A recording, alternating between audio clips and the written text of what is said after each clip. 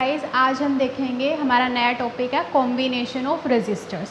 तो हमारे पास रजिस्टर्स को कनेक्ट करने के टू वेज होते हैं, registers in series and register in parallel.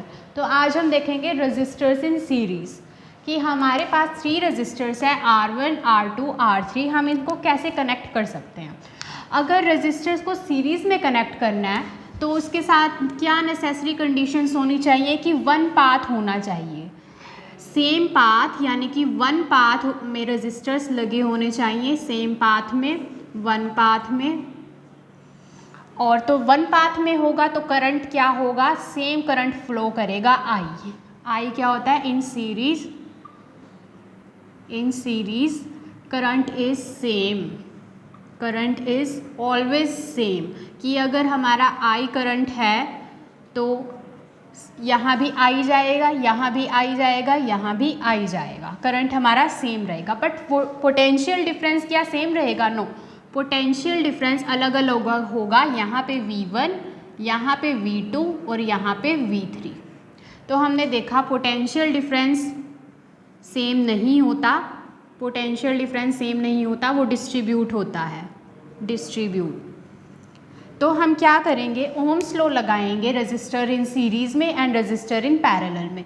तो हमने देखा इसका सेम पाथ होता है और registers end to end connected होते हैं। रजिस्टर्स कैसे कनेक्ट हैं, एंड टू एंड कनेक्टेड होते हैं। तो हम ओम्स लॉ लगा देंगे। ओम्स लॉ क्या कहता है, V is equals to IR। तो जो टोटल पोटेंशियल डिफरेंस है वो क्या होगा, V, और यहाँ इसके अक्रॉस R1 के अक्रॉस V1, R2 के अक्रॉस V2, R3 के अक्रॉस V3। तो ये होगा।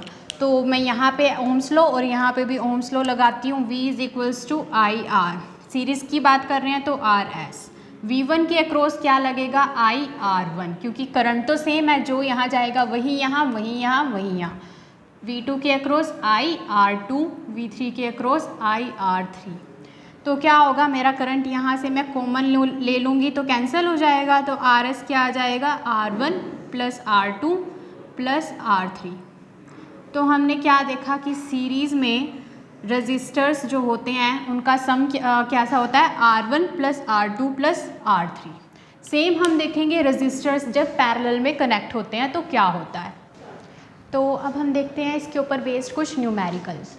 क्या न्यूमेरिकल है हमारे पास, an electric lamp whose resistance is 20 ohm and a conductor of 4 ohm resistance.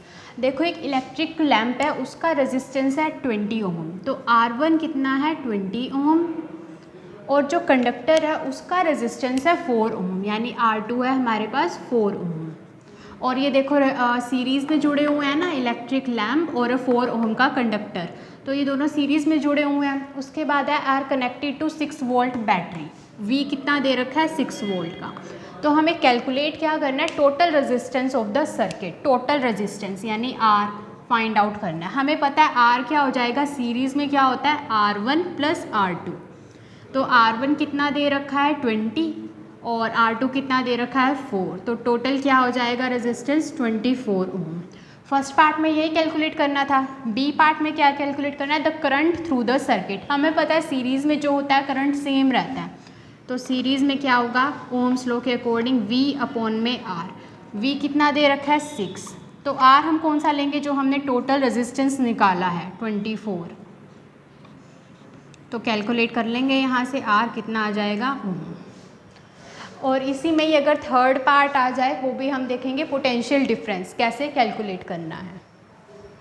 इसी का सी पार्ट है, पोटेंशियल डिफरेंस हमें निकालना है across the lamp and conductor, lamp और कंडक्टर के बीच का पोटेंशियल डिफरेंस। तो हम सेपरेट निकालेंगे।